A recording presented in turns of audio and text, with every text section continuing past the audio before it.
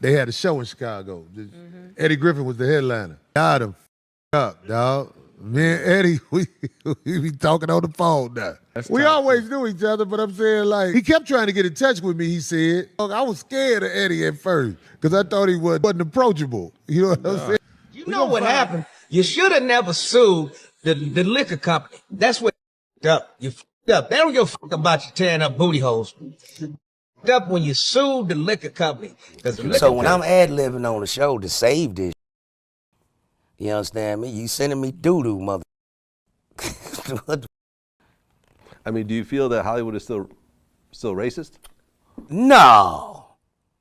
Hell, yeah, they racist. Is you crazy? Did you see the new movie about Mo? Doing a civil suit against Tyler Perry. He just, I don't know if he put any criminal acts against him, but it's real funny, man, how stuff I talked about. Eddie Griffin is finally speaking out, and what he's exposing about Tyler Perry is shocking. After years of whispers, rumors, and people acting like nothing happened, Eddie says he's witnessed enough behind closed doors to know the truth.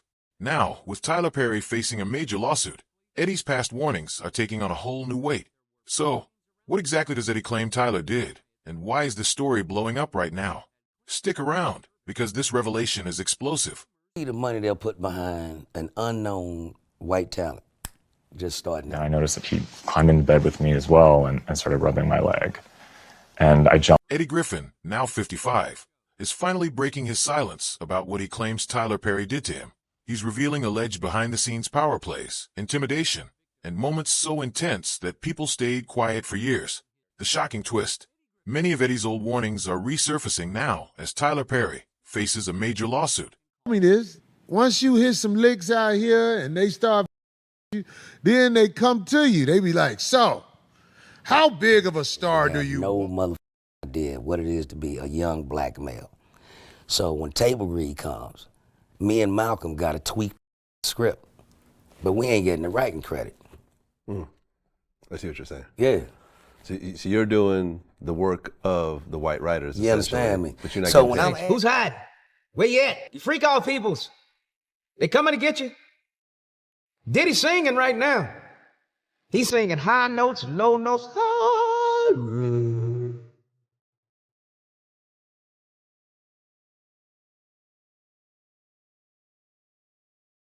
We put too much pressure on Tyler Perry. You know what I mean? He ain't put nobody on.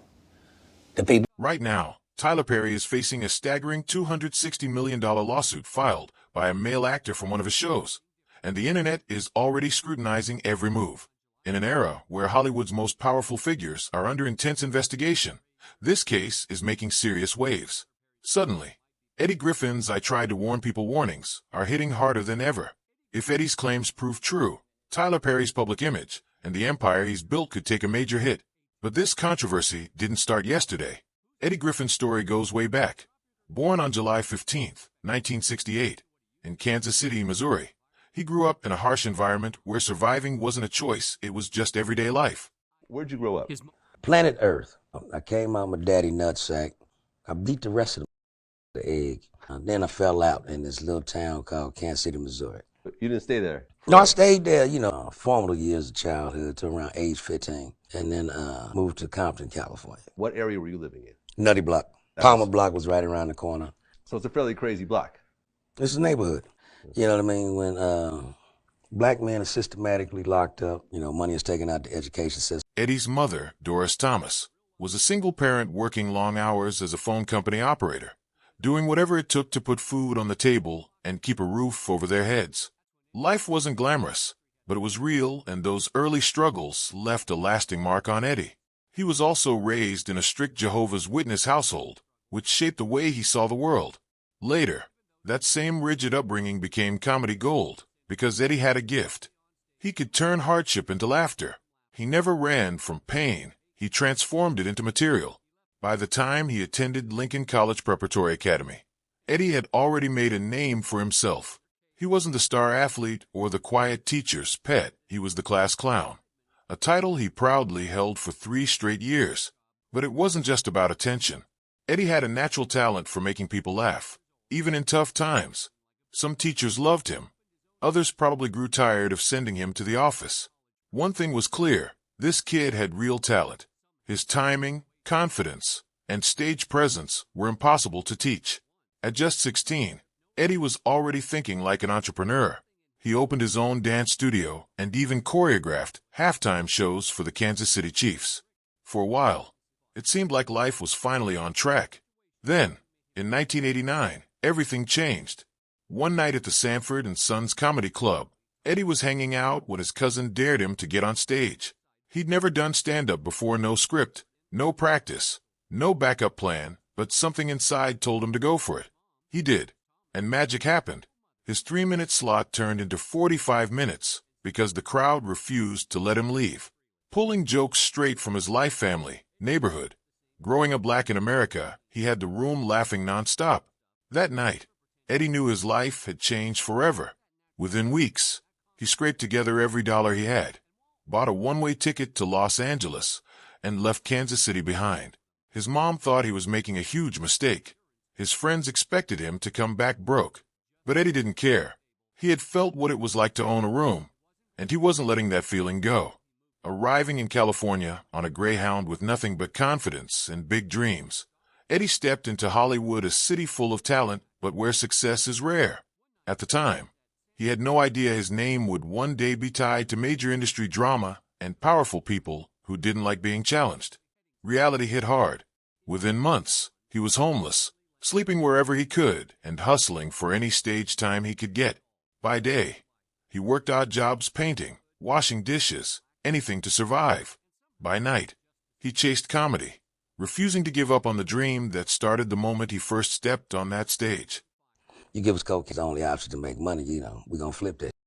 And, whenever there's money involved, comes into action because motherfucker, and then motherfucker get snitch, and so on and so forth. Right. So it's a vicious wheel. Yes. Nutty Block is a Crip block. Yeah. Did you ever get involved in any of that? No, I don't do gangs. I have a gang called Me, Myself, and I. Then Eddie's luck finally turned. He created a spot-on parody of Andrew Dice Clay that spread through the comedy world like wildfire. Even Dice himself heard about it, and instead of taking offense, he was impressed enough to take Eddie on the road as his opening act for a 22-city tour. Overnight, Eddie went from scraping by to performing in front of massive crowds. But his legendary status was forged at the Comedy Store. Eddie didn't just do short sets, he ran marathons. He would stay on stage so long the audience was exhausted from laughing, and other comics dreaded following him because he left the room completely spent. That's how he earned the nickname the Endurance King. No one could match his energy or command a crowd like he did. Yet amid all the success, Eddie began noticing strange patterns. Some hecklers seemed too organized. Certain audience reactions felt planted. A few moments looked staged. He started to believe the industry had ways of monitoring comedians, keeping in check those who became too outspoken or influential. In 1991, Eddie landed a role in The Last Boy Scout alongside Bruce Willis, and Hollywood really started taking notice. But he never changed who he was. He spoke his mind, joked about uncomfortable topics, and refused to play nice just to stay in favor. His suspicions about planted hecklers never faded. He later recalled an incident in Oakland when a woman threw a drink at him on stage. It didn't feel random. To Eddie, it was a warning, a message meant to intimidate comedians who spoke too freely. When that same woman later tried to sue him, Eddie fought back and won. But the ordeal only deepened his mistrust of the industry and the hidden power games he believed were playing out behind the scenes. I interviewed John Amos, who played the father on Good Times. Mm-hmm. And he told me that... It didn't actually threaten his writers. I promised them. Wow. There was a difference. I promised them that there were going to be some severe repercussions if the stuff continued. Yeah, I had problems with the writers all the time on that show. The show was about two young, black, talented individuals. And, we owned our own bar. By the mid-90s, Eddie had already earned a reputation as one of comedy's boldest voices. He never watered down his opinions and didn't care who felt uncomfortable. While Eddie was building his image as a fearless truth-teller, another black entertainer was rising Tyler Perry. Perry went from a challenging upbringing to becoming one of Hollywood's most powerful figures. But to Eddie, Tyler's climb seemed unusually smooth compared to the struggles most in the industry faced. Eddie first really noticed Tyler Perry in the early 2000s, when Perry's stage plays started exploding in popularity across the South. One of the first things that caught Eddie's attention was Perry's onstage persona, a wig, a dress, and an over-the-top, loud matriarch character that had audiences hooked. It's hot as hell in this Cadillac, honey. I don't have no air conditioner. You have one in? I want a ham, an egg, and a cheese biscuit, okay? To Eddie, it was a stark contrast to everything he had built his career on. His comedy was raw, unapologetically masculine, while Perry leaned into over-the-top matriarch characters, attracting massive audiences with a style Eddie had never embraced. We put too much pressure on Tyler Perry. You know what I mean? He ain't put nobody on. The people that been in.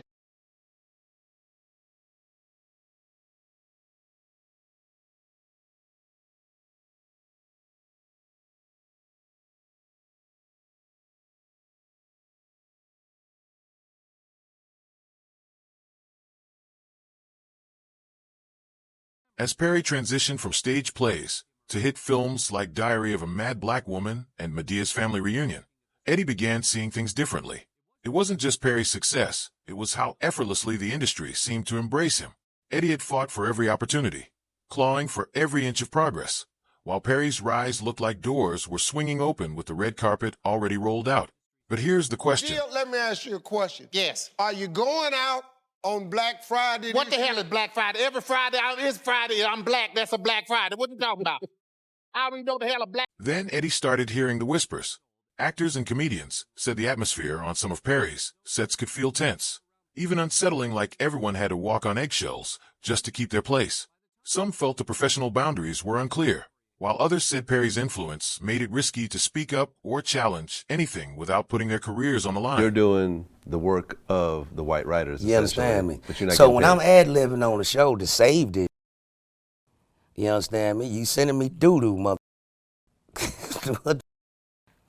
I mean, do you feel that Hollywood is still racist? No. Hell, mother, that ain't racist. Is you crazy? Did you see the new movie about Moses? Right. How the is the gladiator dude Moses? The out of here. This is in Africa, not some small village in Sweden. Who comes up with this? That's like me playing JFK. Eddie Griffin as John F. Kennedy. The movie gonna start with my black ass getting, then the rest of the movie's about the white detective trying to. Over time, Eddie began noticing the gap between them more clearly. He faced constant backlash for his opinions and social commentary, while Perry seemed untouchable even when people raised concerns about how his stories portrayed black women and families. What really fueled Eddie's suspicion was Perry's business setup. Tyler had a level of control in Hollywood that was almost unheard of. He owned his work, ran his own studio in Atlanta, and operated as if he answered to no one. The more powerful Perry became, the more Eddie saw a pattern. Anyone who questioned him was quickly pushed aside, while those who praised him rose higher. Over the years, everything Eddie observed started to feel like part of a bigger system. The higher Perry climbed, the harder it became for anyone to openly criticize him. It seemed inevitable Eddie and Tyler were on a collision course, representing two very different visions of black entertainment, and only one of them appeared fully protected by the industry. Did a movie called Precious. I loved it. When we did the contract, he said you have 5% of the film. The film goes to Sundance, and it begins to get all of this praise. Tyler Perry and Oprah Winfrey get involved with Precious. Okay. They become executive producers. When it came, he does such nice things for people. He does, but he's gonna make sure you know about it. He's gonna make sure you knew. Okay, then, Grant. We knew he had Whitney Houston on a plane. We knew he paid for the girl's house when it burned down. We knew he left a $3,000 tip. She made it public in the book for the last 15 years of her life. I took care of her. She made $6,000. Wow. That was all she made. When she did it back then. When she did Sounders. So she came to work from Why Did I Get Married? One day I paid her $1 million. It's like, listen, when you do things from here, that's between you and the universe. Then June 13th, 2025, arrived and the internet nearly stopped. A 46-page lawsuit was filed against Tyler Perry in Los Angeles Superior Court by actor Derek Dixon, who reportedly appeared in 85 episodes of The Oval. Dixon is seeking $260 million in damages, alleging years of sexual misconduct and professional retaliation from one of Hollywood's most powerful figures. It gets even more complicated. The lawsuit claims Perry first met Dixon in 2019 at a party in Atlanta, where Dixon was working as event staff. Perry allegedly took an immediate interest, offering roles and making it seem like Dixon's career was about to skyrocket. But according to Dixon, What began as mentorship gradually turned into pressure and inappropriate behavior. Alleged incident? I got into bed and then I noticed that he climbed into bed with me as well and started rubbing my leg. And I jumped up out of bed. Unless someone's been through something where they have their control over their bodies taken away, you don't really understand the kind of feelings that you get in that. The lawsuit also alleges that Perry sent explicit messages to Dixon, including one asking what it would take for him to act guilt-free. When Dixon reportedly tried to keep things professional, the claims say Perry didn't back off. Instead, he allegedly used his influence over Dixon's career as leverage. Dixon further alleges that Perry crossed physical boundaries, touching him in bed, sending suggestive messages, and even grabbing his throat while asking if he liked things rough. The most serious allegation centers on June 2021. Dixon claims he was invited to Perry's mansion to discuss a pilot he had written, but instead of a business meeting, Perry allegedly cornered him in the guest house, pulled down his underwear, and groped him without consent. According to the lawsuit, this followed a disturbing pattern. Get close, offer opportunities, gradually push boundaries, and keep the victim dependent on the next career move. Dixon even claims that when his character on The Oval faced multiple setbacks at the end of season, Perry allegedly made it clear the character's future depended on Dixon's compliance. For Eddie Griffin, watching these allegations unfold felt like confirmation of what he had long suspected. The same man celebrated for clean, moral messaging and Christian values was now accused of using his empire to control and exploit people behind the scenes. The whole Malcolm and Eddie thing. Like, what do you think was some of the most racist things that you've dealt with being in Hollywood? Hollywood, man. Hollywood in general? Yes. Yes. Yes. You know, all right, you see the money they'll put behind an unknown white talent just starting out, right? When we all came out, this goes from Martin's show to me and Malcolm's show to Jamie Foxx's show. Once the lawsuit went public, Tyler Perry's polished image began to crack, and Eddie Griffin wasn't the least bit surprised. If anything, he looked like he'd been waiting for this moment. In interviews and online posts, Eddie treated it as if the curtain had finally been pulled back on what he'd been warning about for years. He didn't hold back. Eddie framed the situation as part of a larger industry problem, highlighting how Hollywood often protects powerful men while silencing everyone else. He even compared Perry's alleged behavior to other high-profile figures accused of similar misconduct, suggesting Perry wasn't some untouchable genius, just sloppy, obvious, and finally exposed. They had a show in Chicago. Eddie Griffin was the headliner. Got him up, dog. Me and Eddie, we be talking on the phone now. We always knew each other, but I'm saying, like, he kept trying to get in touch with me, he said. I was scared of Eddie at first because I thought he wasn't approachable. You know what I'm saying? We gonna find a way. We gonna do some movies and everything, but you know, after talking to him, it's just what I thought. They came at him with that bullshit. He told me this. Once you hit some licks out here and they start you, then they come to you. They be like, so, how big of a star do you want to be? How deep is your mouth? Let's see. I know they come at you. Why y'all acting like y'all motherfuckers just getting it and ain't taking it? You never hear these motherfuckers talk about what they did for licks. You been violated. They ain't gonna let you have it without. Eddie also shared stories from events and parties, where he said Perry's behavior around younger men felt unsettling. He described moments when Perry allegedly acted inappropriately after drinking, crossed personal boundaries, and made people uncomfortable in ways that went far beyond a joke. The gentleman over there, and it was Tyler Perry. I was like, oh, snap.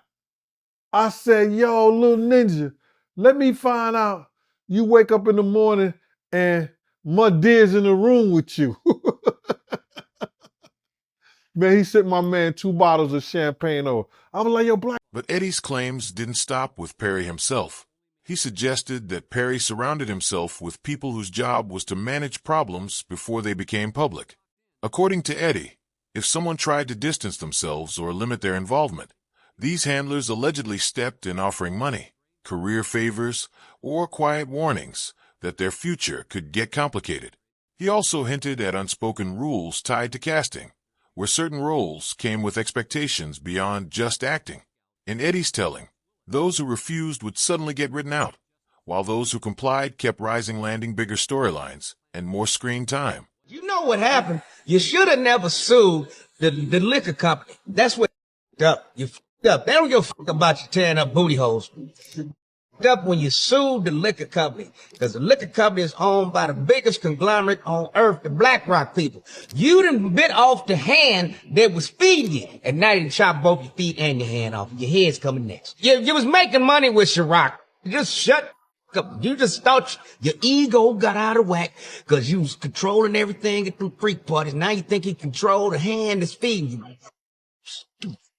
He sued the liquor company May 2023. November 2023, Cassie come up with the lawsuit.